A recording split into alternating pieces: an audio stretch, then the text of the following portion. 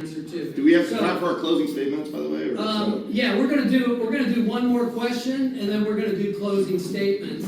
And Andrew, we'll go with you. All right, this question goes for both of you. So, taking into consideration the Hannibal Accord, which is the IDF is supposed to shoot at any Israeli citizens that are supposedly being captured by Hamas. We also have other false flags, such as September 11th, that Mossad is probably responsible for. We have the USS Liberty, the Levant affair.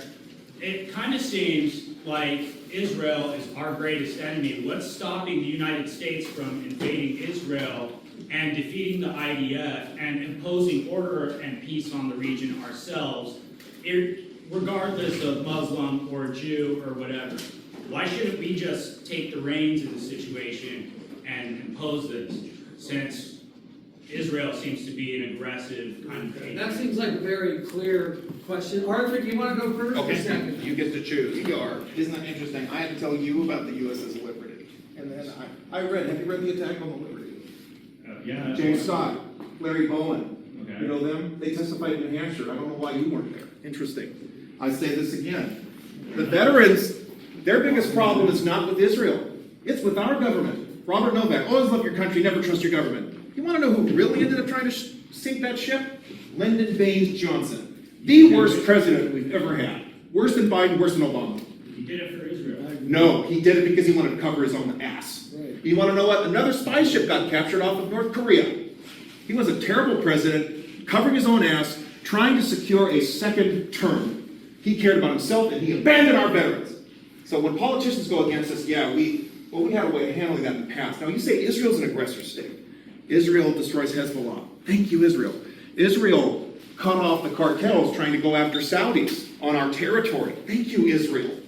Israel goes after these creeps. Israel went after ISIS in the, went after ISIS in the Sinai Peninsula. You don't know about that. Israel helped bring water to Jordan. Israel brings water to Sub-Saharan Africa. They care about black people. Hey, great. They care about everybody. Why are you still talking? Excuse me. I get it. You hate Jews and you hate Israel. Just cut the crap and admit it. You think the Jews' fault, huh? You really believe the Jews did 9/11? Absolutely. Dancing Israelis, right? 100%. More than How about dancing Palestinians? Where were they? Excuse me? Are you blind? They were celebrating it when that building went down. They were celebrating when Americans were taken hostage. October 7, 2023. Is this documented? It's okay for Americans to get killed by Palestinians. He's totally okay with that. I want you to see that. Okay. All right, great. And it's the Jews' fault. Great question. This is what motivates it, folks, and that's what motivates his hatred of Israel. It ain't about the Palestinians. Quiet, please. Quiet, please. Sorry, Mr. Chairman. Quiet, please. Isn't that interesting? Okay, so Nick, did you want to address what came up in the question? I mean, I guess I don't really think the United States should invade Israel, but I understand your sentiments regarding Israeli influence.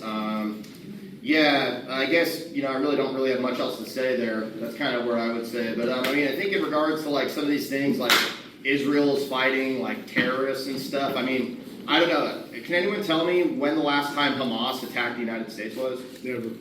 I can't remember, but, Israel has spied on us. They've attacked our soldiers. I mean, and also if you think about, too, like the Beirut bombing, why were our soldiers in Beirut in 1982? Because the Israelis asked President Reagan to go in there and stabilize it. And then, of course, predictably, they were blown up, just like our soldiers threaten to be blown up right now with the 200 Americans that are operating the THAADs in Israel. And earlier you said Israel can take care of Iran, then why is our THAADs over there? Because it seems like to me, anytime Iran or anyone shoots a missile, I just see videos of Israelis crying about, basically Roman candles falling down on them. But then they can go and level an entire apartment block, and that's them defending themselves. So it's totally ridiculous. But to answer your question, on the whole, yeah, I mean, I wouldn't agree with an invasion of Israel. I just would agree that an arms embargo, and we stop providing them any type of funding and treat them like any other country. Israel's no different than Iceland. That's what I would say. Okay, all right. So